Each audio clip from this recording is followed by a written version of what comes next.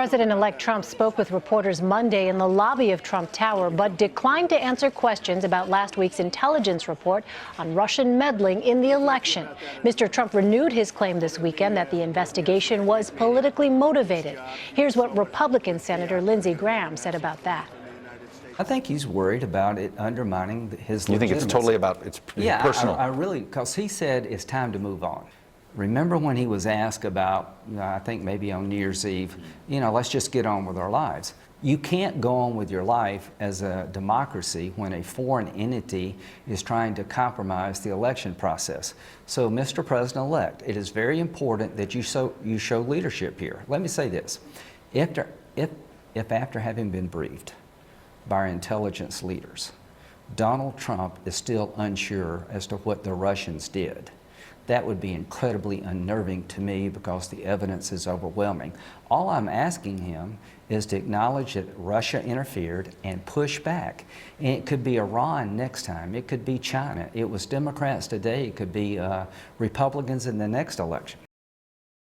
Congressman Adam Schiff is with us from Capitol Hill. He's a Democrat from California, and he's ranking member of the House Permanent Select Committee on Intelligence. Congressman, thanks for being with us.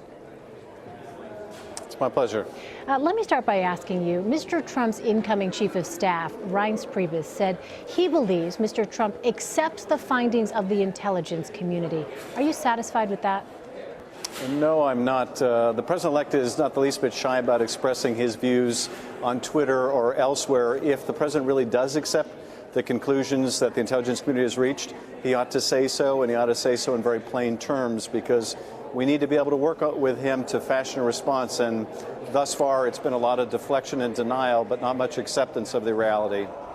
Well, Mr. Trump says that he wants an improvement in U.S. relations with Russia. He said an improved relationship is a, quote, good thing, not a bad thing, end quote. Within the constraints of Mr. Trump wanting improved relations, what do you think he should do to push back on this election meddling? Well, I think you ought to make it clear to the Kremlin that we won't stand for any further Russian interference in our elections. And we're going to push back tooth and nail, not only on what they did in our elections, but to make sure that they don't interfere in the German elections, the French elections, or those of our allies.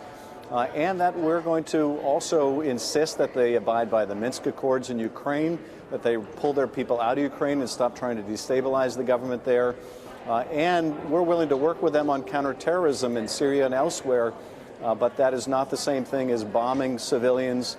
It's not merely about propping up the Assad regime. If they're interested in counterterror, we'll work with them. But here are where our interests lie, and we intend to pursue those vigorously. Well, on that note, there may be bipartisan support among some lawmakers, but the New York Times talked to Trump supporters in 2 states and wrote about their opinions on hacking with this headline, quote, "What's the big deal?" end quote.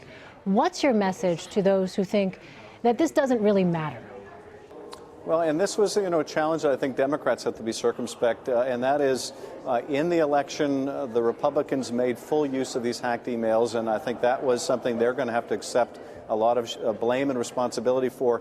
But Democrats failed to persuade the American people why they should care, and we still need to do that. We need to, frankly, forge a bipartisan consensus that no matter who it helps or hurts, we're not going to tolerate foreign meddling in our affairs.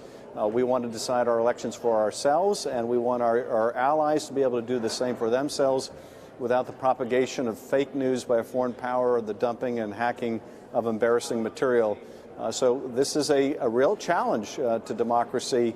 We had a free press here that was exploited, I think, by the Russians to publish this material often outside of its context, and that is going to have to change. I want to go back to something you said just a moment ago, Congressman, about some Democrats not necessarily communicating the extent of the threat and the danger involved with the Russian hacking. How much responsibility do you think President Obama bears in not communicating early enough to the American people the extent of the Russian involvement with the hacking and also the danger that, in your view, other people's view, that poses to our democracy? I think the administration does bear some responsibility for this. I think the president acknowledged that in a recent interview on ABC. But Senator Feinstein and I were urging back in September the administration to make a public case about what the Russians were trying to achieve in the election.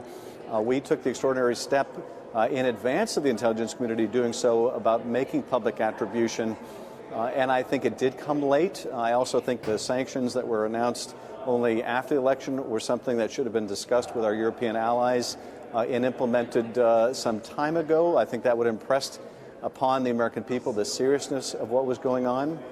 The administration had obviously reservations about doing this. They didn't want to be perceived as putting their hand on the scale during the election. I think they were also worried about Russian escalation. But the result was, I think, that too few of the American people understood the seriousness of what the Russians were doing and how it was impacting our democracy. And do you think the response by the Obama administration is a sufficient deterrent for future actions? I think it's a good first step, and I don't think people should underestimate the significance of the mass expulsions that the president ordered. But it has to be viewed as just a first step. It won't be enough ultimately to deter the Russians. So that's why I think the additional sanctions that we're contemplating in Congress are so important. All right. California Congressman Adam Schiff, thanks so much for your time, Congressman. Thank you.